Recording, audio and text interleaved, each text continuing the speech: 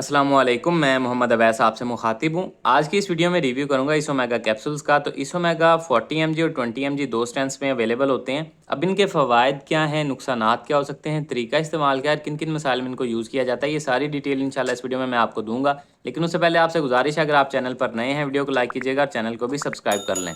तो चलते हैं अपने टॉपिक की तरफ। तो ब्रांड नेम है इसोमेगा, फिरोसन्स लेबॉरेटरीज बना रही हैं, अच्छी अद्वियात बनाते हैं। कीमत की बात की जाए तो 410 रुपये में आपको 14 कैप्सूल्स के पैक में ये अवेलेबल है।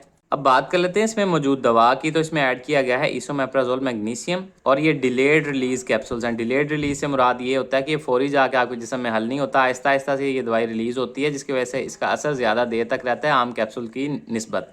इसके अलावा इसोमेप्राजोल अब क्या है, इसोमेप्राजोल प्रोटॉन पंप इनहिबिटर है, पीपीआई से रिलेटेड दवा है। ये ऐसी अद्वियात होती हैं जो मैदे में तेजाबियत को कम करने या कंट्रोल करने की सलाहियत रखती हैं। साथ में मैग्नीशियम को क्यों ऐड किया गया है ये आपको आगे चल के वीडियो में बताता हूँ।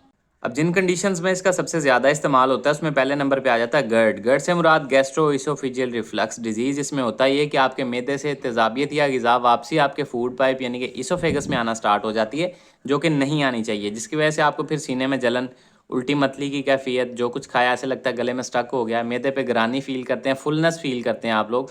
तो ऐसी कंडीशंस होती हैं गर्ड की वजह से, तो उसको ट्रीट करने के लिए इसका इस्तेमाल करवाया जाता है। इसके अलावा इरोसिव इसोफेगाइटिस यानी कि अगर इस गर्ड की हालत को ज़्यादा देर तक ट्रीट ना किया जाए तो फिर आपकी ये ग़िज़ा की नाली मुतासर हो जाती है, यहाँ पे सोजश हो जाती है, अल्सर भी हो सकते हैं। तो उसको ट्रीट करने के लिए भी इसका इस्तेमाल करवाया जाता है। इसके अलावा अल्सर्स आ जाते हैं, यानी कि अगर आपको मैदे में कोई ज़ख़म या अल्सर हो जाता है, पेप्टिक अल्सर हो जाता है, ड्यूडिनल अल्सर छोटी आंत में अल्सर हो जाता है, या ये ग़िज़ा की नाली में कोई अल्सर या ज़ख़म हो जाए तो उसको ट्रीट करने के लिए भी इसका इस्तेमाल करवाया जाता है। इसके अलावा ऐसे अफराद जो पेन किलर्स का इस्तेमाल करते हैं, एनएसएड ग्रुप की अद्वियात का इस्तेमाल करते हैं, जिसकी वजह से उनके मैदे में अल्सर या ज़ख़म हो जाता है, तो उसमें भी ऐसे अल्सर या ज़ख़म को ट्रीट करने के लिए या मैदे की सोजश को ट्रीट करने के लिए इसका इस्तेमाल करवाया जाता है। इसके अलावा अगर आपको कभी एंटीबायोटिक्स, कोई स्ट्रॉन्ग एंटीबायोटिक्स या पेन किलर्स का इस्तेमाल करवाना ज़रूरी हो और ये ख़दशा हो कि साथ में आपके मैदे को ये डैमेज दे सकते हैं, तो उसके लिए भी आपको अक्सर डॉक्टर्स इसका इस्तेमाल साथ में ही स्टार्ट करवा देते हैं, ताकि उनके मुज़र असरात से आपका मैदा जो है वो महफूज रहे। इसके बाद आ जाता है ज़ोलिंजर एलियन सिंड्रोम। इसमें ये होता है कि आपके मैदे में बहुत ज़्यादा तेज़ाबियत बनना स्टार्ट हो जाती है, इसकी प्रोडक्शन बहुत ज़्यादा हो जाती है तेज़ाबियत की, तो उसको कंट्रोल करने के लिए भी इसका इस्तेमाल करवाया जाता है। इसके अलावा एच पाइलोराई के ट्रीटमेंट में भी इसका इस्तेमाल थेरेपी में दूसरी एंटीबायोटिक्स अद्वियात के साथ मिला के करवाया जाता है।